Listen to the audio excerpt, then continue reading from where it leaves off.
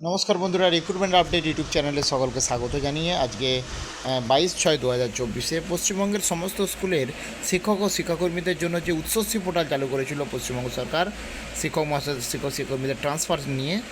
তো সেই উচ্চশ্রী পোর্টালে আবার পুনরায় ট্রান্সফার চালুর দাবি উঠলো। আসুন, আমরা জানি সেই ট্রান্সফার পোর্টাল বন্ধ ছিল কিছুদিন, তো আবার সেই চালুর দাবি উঠেছে। আরও আপডেট দেখে নেব কিছু আপডেট রয়েছে, কী গুরুত্বপূর্ণ আপডেট। শিক্ষক একটি সংগঠন বলে শিক্ষা দপ্তরকে একটি ট্রান্সফার পোর্টাল উচ্চশ্রী চালুর দাবিপত্র দিল।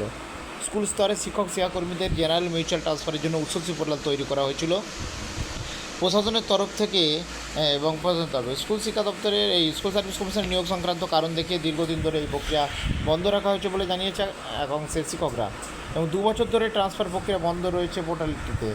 এবং এই উচ্চশিক্ষা ট্রান্সফার বন্ধ থাকায় হাইকোর্টে মামলার সংখ্যা বৃদ্ধি পাচ্ছে, ফলে স্কুল শিক্ষা দপ্তরের প্রশাসনিক কাজ ব্যাহত হচ্ছে।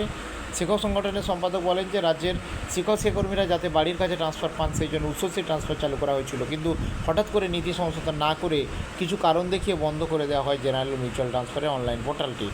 তিনি আরও বলেন যে উচ্চশিক্ষা পোর্টালে পুনরায় নির্দিষ্ট গাইডলাইন ও স্বচ্ছতার সাথে স্কোরিং সিস্টেম শুরু করতে হবে এবং জেনারেল ট্রান্সফারে সিঙ্গেল টিচার নিয়মের বাধা দূর করার কথাও বলা হয়েছে দায়িত্বের পাশাপাশি স্কুল শিক্ষা দপ্তর ও স্কুল সার্ভিস ও কমিশন ও পূর্বে স্কুল সার্ভিস ও বিভিন্ন স্তরে যে ট্রান্সফারের আবেদন আটকে আছে সেগুলো স্বচ্ছতা বিবেচনা করে কার্যকরী করার কথাও বলা হয়েছে। যে সকল শিক্ষাকর্মীদের প্রোফাইল লক হয়ে গেছিলো তাদের প্রত্যেকের প্রোফাইল পুনরায় চালু করার দাবি উঠেছে।